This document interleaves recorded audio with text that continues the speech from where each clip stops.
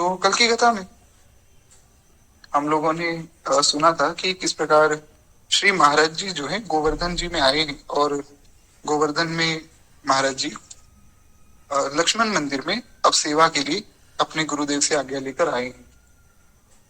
तो इस प्रकार से महाराज जी ने अपने गुरुदेव को मनाया कि गुरुदेव, आपकी प्रसन्नता में ही मेरी प्रसन्नता है, आप बिल्कुल निश्चिंत हो जाइए, लक्ष्मण मंदिर की सेवा मैं कर दूंगा। अभी हमने चर्चा की शरणागति पे, तो शरणागति का मूल यही है कि प्रभु, जिस प्रकार से आप प्रसन्न हो वो कार्य हम करेंगे। भगवान की, गुरुदेव की प्रसन्नता ही सर्वोपरि है। तो खैर, यहाँ पे श्री महाराज जी का भी वही भाव है। महाराज जी यहाँ आए। अब कहते हैं कि मंदिर में रख रखाव व ठाकुर जी की सेवा का खर्च चलाने के लिए अनेकों स्थलों पर जो है कृषि भूमि या आय के अन्य साधन निर्धारित किए जाते हैं। पहले के समय में ऐसा होता था। आजकल तो मंदिर के ट्रस्ट बना दिए जाते हैं और बहुत सी चीजें होती। पहले क्या होता था कि इतना कुछ व्यवस्था तो थी नहीं, तो मंदिर जो भी व्यक्ति बनवाता था तो वो क्या करते थे कि साथ में कुछ भूमि दे देते थे कि इतनी भूमि में मंदिर बना दिया जाए और साथ में इतनी भूमि जो है वो मंदिर को ही दान कर दी जाए। उस पर कृषि होगी, उससे जो फसल होगी उसको, उससे जो है कुछ आय का साधन हो जाएगा। तो उससे क्या, मंदिर में भगवान की सेवा भी प्रेम से चल सकेगी। क्योंकि शास्त्रों में ऐसा वर्णन है, शायद विष्णु पुराण में है या पता नहीं स्कंद पुराण में, किसी तो एक पुराण में है, मैंने पढ़ा नहीं है पर मैंने श्री गुरुदेव भगवान से सुना है, इसलिए मुझे पता नहीं कौन से पुराण में है। खैर, वो मैं आपको श्लोक बता दूंगा। यहाँ तक वर्णन किया गया कि जो व्यक्ति मंदिर बनवा रहा है उसका बहुत पुण्य है, बहुत अच्छी बात है। पर अगर आपने मंदिर बनवा दिया और मंदिर में व्यवस्था नहीं की तो फिर जो है आपको उतना ही पाप लगेगा। इसलिए पहले के समय में जो मंदिर बनाए जाते थे तो जिस ब्राह्मण को वो मंदिर सौंपा जाता था उनको ही कुछ भूमि भी दे दी जाती थी कि इस भूमि पे आप कृषि करके अपना जो है मंदिर का जितना भी खर्च है आप निकाल लेना और ठाकुर जी की कृपा से थोड़ा बहुत जो है आय आपकी भी हो जाएगी, तो आपका भी घर की व्यवस्था हो जाएगी और ठाकुर जी की खूब प्रेम से सेवा हो जाएगी। ऐसा होता था। तो कहते हैं लक्ष्मण मंदिर निर्वाणी अखाड़ा गोवर्धन में ऐसे जो है निश्चित व्यवस्था वहां थी नहीं, वहां ऐसी कोई भूमि भी नहीं थी। तो मंदिर की अपनी कुछ दुकानें थी जिनके किराए से मंदिर के अखाड़े की सब व्यवस्था चलती थी। समय पाकर कुछ लोभी किराएदारों ने अपने आप को किराएदार ना मानकर मालिक घोषित कर दिया। ऐसा होता है, हम लोग देखते हैं आसपास। तो किराएदारों ने सोचा कि मंदिर की व्यवस्था तो इतनी अच्छी है नहीं, तो उन्होंने सब कुछ अपने नाम करवा लिया और मंदिर को जो किराया आता था वो बंद हो गया। किसी न किसी ने जो है सरपंच बाबा महाराज को वहां महंत मानना स्वीकार ही नहीं किया, क्योंकि इतनी अच्छी व्यवस्था नहीं थी। सबने कहा कि इस मंदिर का कोई महंत नहीं है, कोई इस मंदिर की सेवा में नहीं है, इस मंदिर में कुछ भी नहीं रहा। ऐसा सब लोग उल्टी सीधी बातें करते रहते थे और एक झूठा मुकदमा दायर कर दिया गया कि इस मंदिर में कोई सेवक नहीं है और इस मंदिर की देखभाल करनी चाहिए। एक और ये सब जो है अव्यवस्थाएं थी, दूसरी ओर मंदिर अखाड़े को संभालने के लिए योग्य साधु का अभाव था। दूसरी ओर कोई ऐसा व्यक्ति भी नहीं था जो मंदिर को आकर संभाल सके। इन दोनों कारणों से ये जो चिंता है निरंतर बढ़ती जा रही थी। इसलिए जो सरपंच बाबा महाराज जी बड़े चिंतित थे, जो महाराज जी के गुरुदेव हैं वे बड़े चिंतित थे। इस कारण से श्री दादा गुरुदेव भगवान ने लक्ष्मण मंदिर में सेवा स्वीकार की कि मेरे गुरुदेव को इतनी चिंता हो रही है, मैं जाऊंगा, मैं वहां सेवा करूंगा। अच्छा, आप क्या सेवा करोगे महाराज? तो महाराज जी की बात कितनी सुंदर है। वे बोले कि मैं ये नहीं जानता हूँ मैं क्या सेवा करूंगा, मैं तो गुरुदेव की सेवा के लिए जा रहा हूँ, आगे काम तो सब गुरुदेव करवाएंगे। ये इतना सुंदर भाव है। जो अभी हमने शरणागति का भाव सुना उसमें भी तो यही भाव है कि हम कुछ नहीं कर रहे हैं, हमारा कोई बल नहीं है। काहू केवल भजन को और काहू के आचार, व्यास भरोसा कुमरी को जो सोवत पाँव पसार। हमारे श्री हरि राम व्यास जी बड़ी प्यारी बात कहते हैं कि किसी को भजन का बल है भैया, किसी को अपने आचरणों का बल है, हमें तो केवल हमारी किशोरी का बल है, हमारी माई श्यामा जुगो राज, हम तो आराम से जो है आनंद में रहते हैं। तो श्री महाराज जी ने भी यही बात कही। इसीलिए मैं बारंबार कहता हूँ कि अगर जितने भी वैष्णव के गुण हैं किसी एक व्यक्ति में देखने हो तो श्री दादा गुरुदेव भगवान का दर्शन कर लिया जावे। समस्त गुण उनमें विराजमान है। खैर एक बार प्रेम से बोलिए श्री महाराज जी की जय। कहते हैं इस प्रकार गुरुदेव के प्रति वे बड़े समर्पित थे, तो उन्होंने कहा कि हम वहां सेवा करेंगे। पूर्व में उल्लेख किया जा चुका है कि इस प्रकार सरपंच बाबा महाराज से महाराज जी की दीक्षा हुई थी। हमने सुना था कि सन 1944 में 1944 में जो है महाराज जी की दीक्षा वैष्णवी दीक्षा हुई थी। और उसके बाद जो है 1946 में वे अयोध्या जी चले गए थे, फिर हनुमानगढ़ी में महंत बने। तो वो सारी कथा तो हम लोगों को ज्ञात है। और फिर दूसरी बार हनुमानगढ़ी में फिर से महंत बने, तब तक वे अयोध्या जी में ही थे। तो जो देवकी नंदन कुमेरिया जी महाराज जी के जो मित्र, जिनकी कल भी हमने कथा सुनी थी, तो कहते हैं देवकी नंदन कुमेरिया जी के अनुसार इस बीच में आपने सन 1948 में गोवर्धन आए थे और कुछ काल तक यहाँ मंदिर में सेवा की थी। यानी कि 1946 में तो महाराज जी जो है हनुमानगढ़ी के महंत बने, फिर 1947 में गंगा सागर चले गए। हमने सुना था आज भी ऐसी व्यवस्था है कि जो हनुमानगढ़ी का महंत बनता है उसको 6 महीने हनुमानगढ़ी में और 6 महीने गंगा सागर में सेवा करनी पड़ती है। तो उसके बाद अगले साल महाराज जी कुछ समय गोवर्धन जी में लक्ष्मण मंदिर में सेवा कर चुके थे। और जब दूसरी बार हनुमानगढ़ी के पुजारी बने तो जब अवधि पूरी हो गई तो फिर तो लक्ष्मण मंदिर में ही आ गए। तो कहते हैं इस प्रकार से श्री महाराज जी 1953 में पूर्ण रूप से गोवर्धन में आ गए।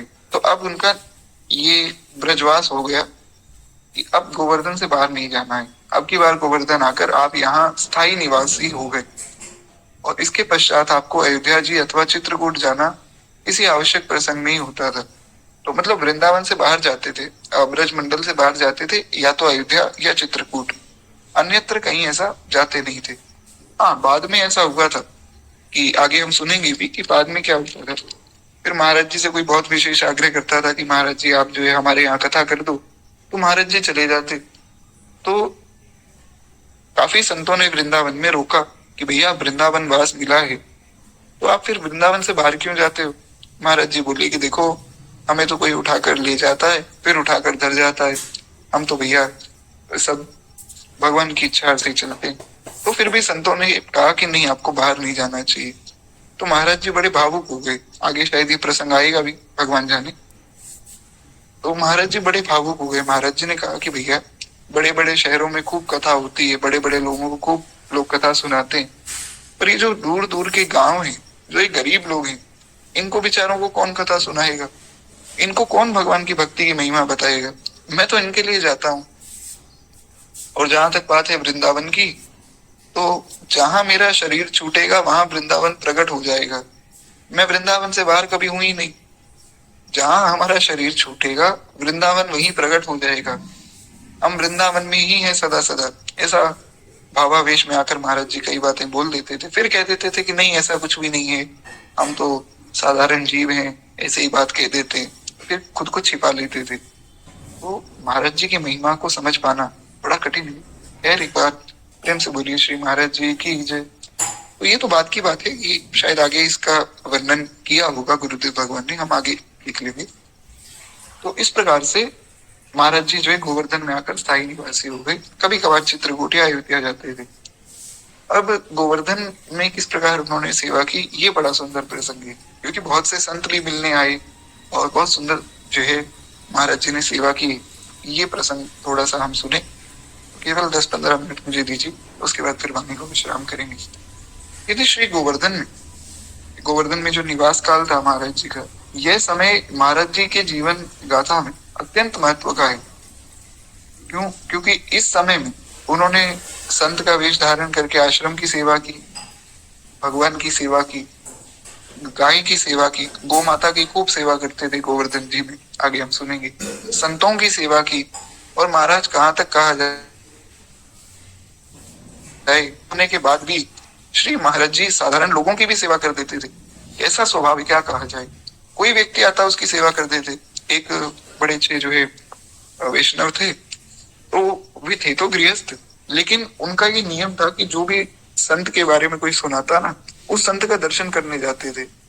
उनका बड़ा अच्छा भाव था। तो एक बार महाराज जी का दर्शन करने आए तो परम पूज्य श्री गोवर्धन वाले श्री गया प्रसाद जी महाराज ने बताया कि भैया भक्तमाली जी महाराज जो गोवर्धन में रहते हैं, उनका दर्शन करना। शायद ये कथा आगे भी आएगी, मैं तो एकदम शॉर्ट में बता रहा हूँ। तो बोले ठीक है महाराज जी। पहुंच गए लक्ष्मण मंदिर। लक्ष्मण मंदिर पहुंचे तो देखा कि महाराज जी वहां पर कुछ बर्तन धो रहे थे। तो पूछा, अब उनको लगा कि भाई इतने बड़े महात्मा हैं, इतने बड़े साधु हैं, जिनके विषय में सब संत बता रहे हैं, तो शायद जो है आराम से विश्राम कर रहे होंगे। तो उन्होंने जाकर हाथ जोड़कर पूछा कि ये भक्तमाली जी कहाँ रहते हैं। महाराज जी का नाम लिया, परम श्री प्रातस्मरणीय श्री गणेश दास जी भक्तमाली जी महाराज, वो कहाँ है। तो महाराज जी ने कहा भैया वो अंदर कुटिया है, आप कुटिया में बैठो, मैं अभी थोड़ी देर में आता हूँ। तो उनको लगा कि शायद ये महाराज जी को बुलाने जा रहे हैं, उनको लगा कि ये कोई सेवक है जो यहाँ सेवा कर रहा है। तो वे अंदर कुटिया में जाकर बैठ गए। थोड़ी देर में महाराज जी का जब सारा काम हो गया, महाराज जी अंदर गए। अंदर गए तो हाथ जोड़कर जमीन पे बैठ गए और जमीन पे बैठकर बोले कि ये भगवान, इस दास को ही लोग जो है गणेश दास भक्तमाली कहते हैं। वो व्यक्ति हैरान परेशान हो गए।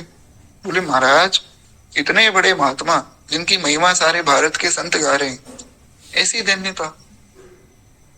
तो ऐसा स्वभाव है श्री महाराज जी का। कहते हैं इसीलिए ये जो गोवर्धन की जो लीलाएं हैं, ये बड़ी विशेष भूमिका रखती महाराज जी के जीवन में। खैर एक बार प्रेम से बोलिए भक्तों, सल भगवान की जय।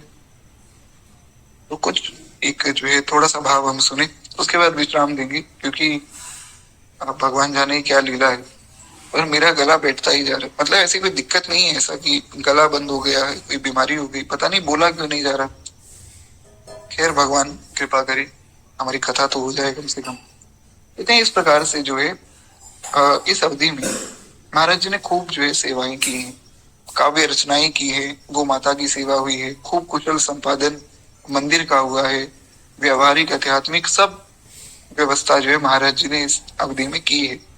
एक तरह से ये भी कहा जा सकता है कि गोवर्धन जो है, लक्ष्मण मंदिर जो है गोवर्धन जी में, वो महाराज जी की कर्म भूमि बना। तो यहाँ अगर आपके जो है विशाल एवं बहुआयामी व्यक्तित्व में एक संघर्ष पर आए जुझारू साधु का स्वरूप उभर कर आया। यानी कि पहले जो हमने कथाएं सुनी उसमें हमने महाराज जी के स्वभाव के बारे में सुना, उनके वैराग्य के बारे में सुना कि कितना पक्का उनका वैराग्य था। अब वो किस प्रकार से साधु जीवन में उन्होंने संघर्ष किया और सेवा की, वो पूरी लीला यहाँ गोवर्धन जी की है। और एक विशेष बात आपको मैं बता देता हूँ, महाराज जी से जब भी कोई व्यक्ति पूछता था ना कि भक्त कैसे बने, साधु कैसे बने, महाराज जी एक ही उत्तर देते थे। हमारे गुरुदेव भगवान ने एक बार पूछा कि महाराज जी कोई आपके जीवन की बढ़िया बात आप बताइए। तो श्री गुरुदेव दादा गुरुदेव भगवान ने श्री गुरुदेव भगवान को बताया कि देखो पंडित जी, हमने आज तक जो पाया है केवल सेवा से पाया है। एक वैष्णव की सबसे बड़ी संपत्ति उसकी सेवा है। तो सेवा की बड़ी महिमा महाराज जी गाते थे। कैसे उन्होंने सेवा की, यही हमें सुनना है। कहते श्री ठाकुर जी एवं गुरुदेव की प्रसन्नता के लिए आपने निष्काम कर्म योग के मार्ग को अपनाया और प्राणी मात्र के प्रति भगवत बुद्धि रखते थे। आंतरिक भाव से कभी भी किसी का कोई दोष नहीं देखते थे, कभी भी किसी की निंदा नहीं करते थे, कभी भी किसी पर क्रोध नहीं किया। महाराज जी को कभी क्रोध आया ही नहीं। हमने उनके बचपन की लीला सुनी थी, बचपन के सब मित्रों ने कहा कि इनको कभी गुस्सा नहीं आया। उसके बाद जब साधुशाही जीवन में आए तो यहाँ पर जो उनके गुरु भाई हुए, उन गुरु भाइयों ने कहा कि इनको कभी गुस्सा नहीं आया। उसके बाद जो है फिर हमारे गुरुदेव भगवान महाराज जी के पास रहे आजीवन। गुरुदेव भगवान ने भी यही कहा कि हमने कभी देखा ही नहीं महाराज जी को गुस्सा आया हो, कभी जीवन में गुस्सा किया ही नहीं। तो ऐसा स्वभाव, सबके प्रति भगवत बुद्धि रखते, सब में श्री ठाकुर जी विराजमान है, ऐसा सबके प्रति भाव रखते और खूब प्रेम से सबकी सेवा करते। कहते हैं इस प्रकार से जितनी भी चुनौतियां आई उन सबको उन्होंने स्वीकार किया और खूब प्रेम से भगवान के शरण में होकर सब कार्य करते रहे। और कहते हैं कि भगवत गीता का एक सूत्र है, भगवत गीता में आपने निश्चित रूप से पढ़ा होगा, ये तो बड़ा प्रसिद्ध श्लोक है। कर्मण्येवाधिकारस्ते मा फलेषु कदाचन माँ कर्म फल हेतु भूर्मा ये संगोत्सव कर्मणि, भगवद गीता दूसरे अध्याय का 47वां श्लोक है, शायद 47th, नहीं 47 तो दूसरा है। तो दूसरे अध्याय का 47वां श्लोक है। भगवान कह रहे हैं कि भैया कर्म करते जाओ, कर्म पे आपका अधिकार है, फल पे आपका अधिकार नहीं। कुछ लोग ऐसा कहते हैं कि कर्म करो, फल की चिंता मत करो, ऐसा नहीं है। ये बात मैंने पहले भी काफी बार कथा में बताई थी। देखिए, फल की चिंता तब आप करेंगे जब फल आपका होगा। फल पे जब आपका अधिकार ही नहीं है तो फल की चिंता क्यों करना। इसलिए आपका कार्य है कि आप भगवान का खूब प्रेम से भजन करें और जो मिला है उसमें संतोष करके अपना काम करते रहिए। आगे क्या होगा, सब कैसे होगा, क्या मिलेगा क्या नहीं मिलेगा, वो भगवान पर छोड़ दीजिए। सीधी सी बात इतनी है। कहते हैं निष्काम कर्म योग के आधारभूत सिद्धांत को स्पष्ट करते हुए इस श्लोक में 3 बातें कही गई।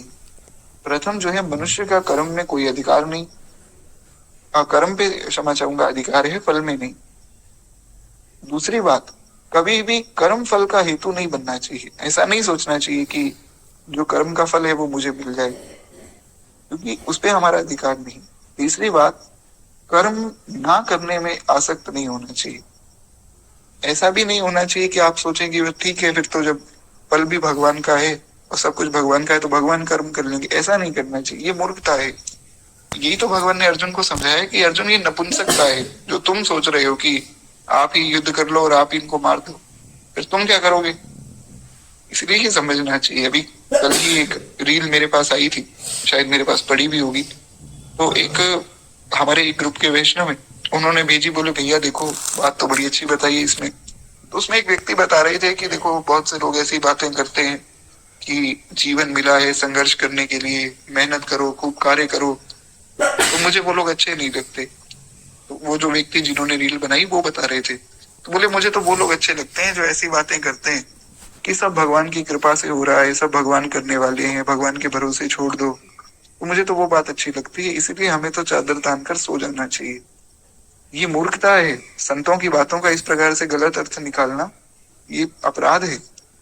संत जो बात कहते हैं कि भगवान के भरोसे हो जाओ, उसमें भाव ये है कि आप कार्य करते रहिए पर उस कार्य का हेतु खुद को मत मानिए। ये मत सोचिए कि मैं कर रहा हूं।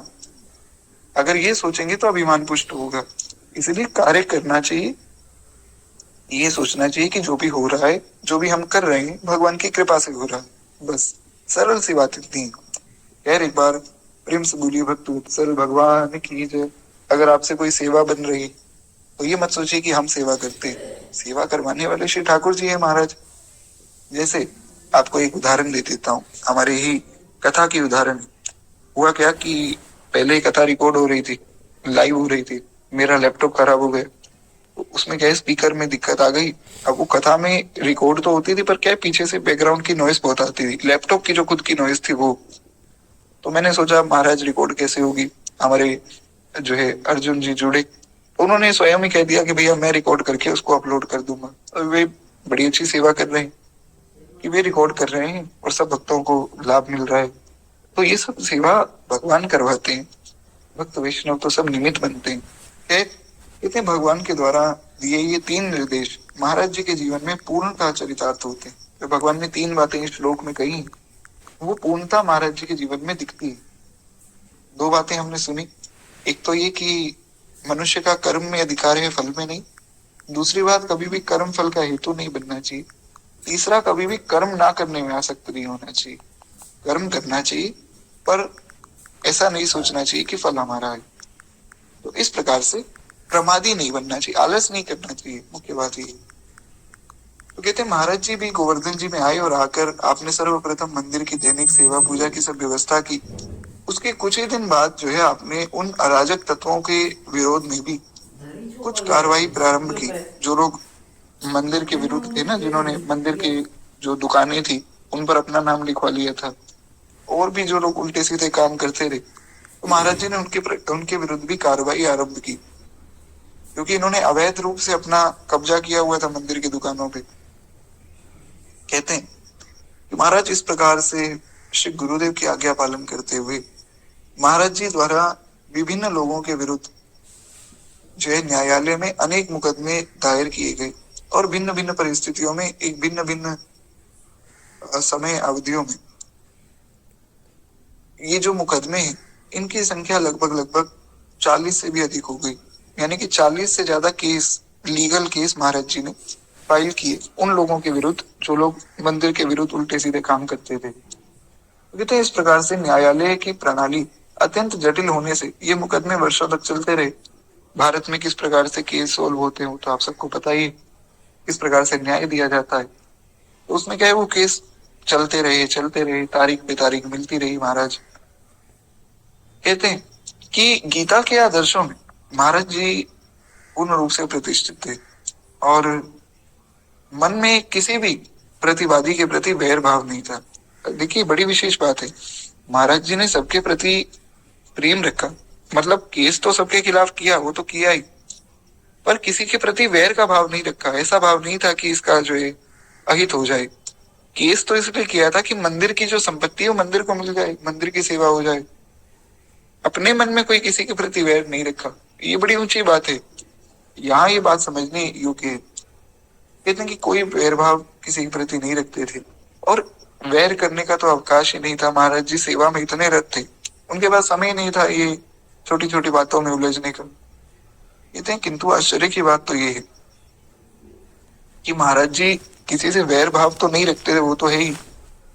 आश्चर्य की बात ये है कि वे उन सबसे प्रेम करते, उनको प्रेम से समझाते। एक तरफ तो केस कर दिया और बाहर उनको समझाते कि भैया क्यों तुम ऐसा गलत काम करते हो, भगवान का विरोध नहीं करना चाहिए, आप जो है ये सब काम छोड़ दो तो हम अपना केस वापस ले लें।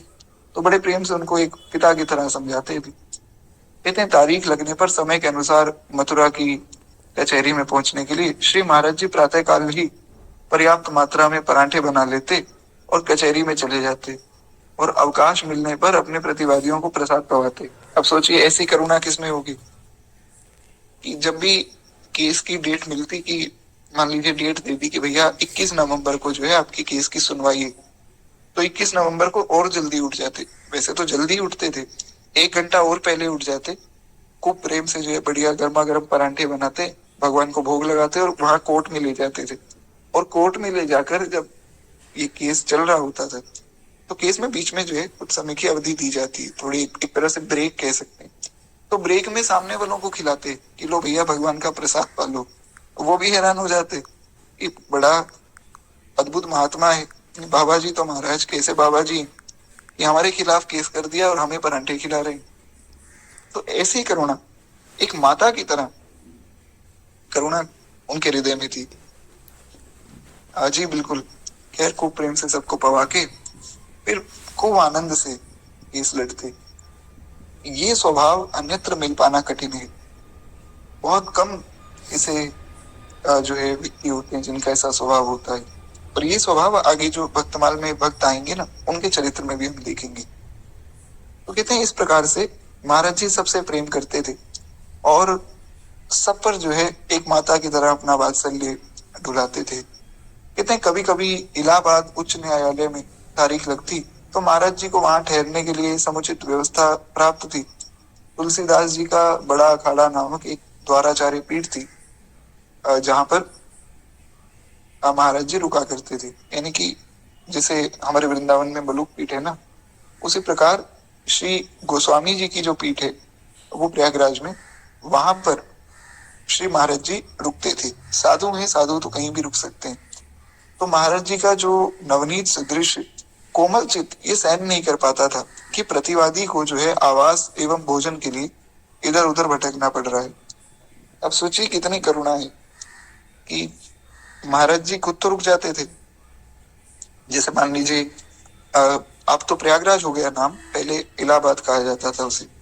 तो प्रयागराज में मान लीजिए तारीख मिली कि प्रयागराज में आगे का केस लड़ा जाएगा, तो महाराज जी तो जाकर उस तुलसीदास जी के द्वाराचार्य पीठ में रुक जाते। लेकिन जो सामने वाली पार्टी थी उनको बेचारों को भटकना पड़ता, कहीं होटल बुक करें कि क्या करें, कहीं किसी आश्रम में रुके, कहाँ रुके। तो महाराज जी के मन में ये बात भी बड़ी कष्ट देती थी कि वो बेचारे कहाँ रुकेंगे। अब ऐसा केस तो शायद पहली बार ही आप लोगों ने सुना हो, मैं तो पहली बार जीवन में सुन रहा हूँ कि महाराज ऐसा भी कोई लीगल केस करता है। खैर, तो कहते महाराज जी ने सोचा कि इनको बेचारों को कितना कष्ट उठाना पड़ता है, ये लोग अपना घर बार छोड़ के यहाँ केस लड़ने आते हैं और साथ ही साथ इनको भोजन की भी व्यवस्था करनी पड़ती है। तो अतः वे अपने परिचय के आधार पर उनकी भी व्यवस्था करा देते, उनको भी वहीं जो है रुकवा देते। उनको कह देते देखो भैया, आपको केस तो लड़ना ही है, हमको भी लड़ना है और हम आपके खिलाफ ही हैं। तो कोई बात नहीं, आपको इधर उधर भटकने की जरूरत नहीं, आप हमारे साथ ही चलो, हम वहां पे ही आपका रहने की व्यवस्था करा देंगे। अब सोचिए ऐसी करुणा किसमें होगी। बड़ा अद्भुत स्वभाव श्री महाराज जी का। खैर, एक बार प्रेम से बोलिए श्री महाराज जी की जय। तो कहते हैं इस प्रकार से इन मुकदमे में अधिकांश मुकदमे जो है उनमें राजीनामा हो गया। अब सोचिए कोई इतनी कृपा करे, मान लीजिए आपके खिलाफ ऐसा केस कर दिया जाए और सामने वाला व्यक्ति आप पे इतना प्रेम डुला दे कि आपके घर वाले शायद इतना प्रेम ना करते हो जितना सामने वाला व्यक्ति कर रहा हो, तो आपका मन वैसे ही पिघल जाएगा।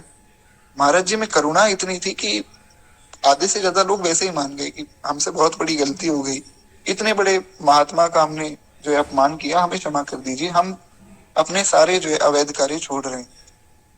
और प्राय जो है देखने में यही आता था कि महाराज जी की स्वभाव के कारण ही वो लोग मान जाते थे और विवश हो जाते थे। इतना सुंदर स्वभाव है, विवश हो जाते थे। पर ये बात एक ध्यान रखनी है कि महाराज जी इसलिए उनको भोजन नहीं कराते थे कि राजीनामा कर ले। महाराज जी का भाव तो ये था कि बेचारे भूखे हैं, क्या खाएंगे, कहाँ रहेंगे, पर वो स्वभाव के कारण मान जाते थे। कहते हैं महाराज जी के किए गए राजीनामे में ऐसे भी उदाहरण है जिनमें प्रतिवादी उच्च न्यायालय से पराजित हो गया, उसकी उसे जो है बेदखली का सामना करना पड़ा।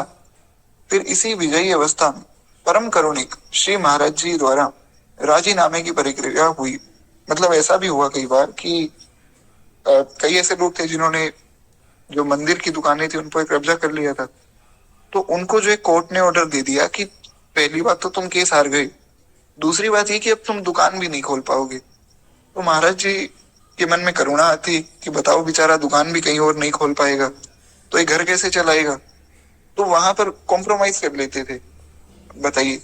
तो फिर कोर्ट का जो ऑर्डर था युद्ध करने की, ये केस हार जाएंगे और ये दुकानें नहीं खोल पाएंगे, वो फिर मान्य नहीं रहता था। कोर्ट कह देता था ठीक है, जब आपस में राजीनामा हो गया तो ठीक है बाहर। इस प्रकार से होता है, बहुत बार होता है कि कोर्ट के बाहर ही लोग आपस में सुलह कर लेते हैं ताकि अंदर कोई ऐसी सजा ना मिल जाए जिससे जीवन बर्बाद हो जाए।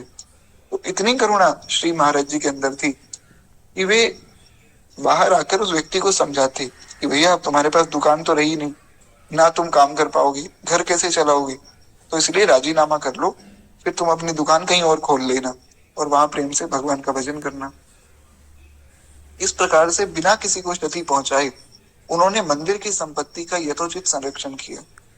इस इन घटनाओं से ये जो है स्पष्ट होता है कि महाराज जी द्वारा किया गया उद्यम केवल मंदिर की संपत्ति की रक्षा के लिए नहीं था, गुरुदेव की आज्ञा के पालन के लिए भी था और सबका कल्याण किया महाराज जी ने।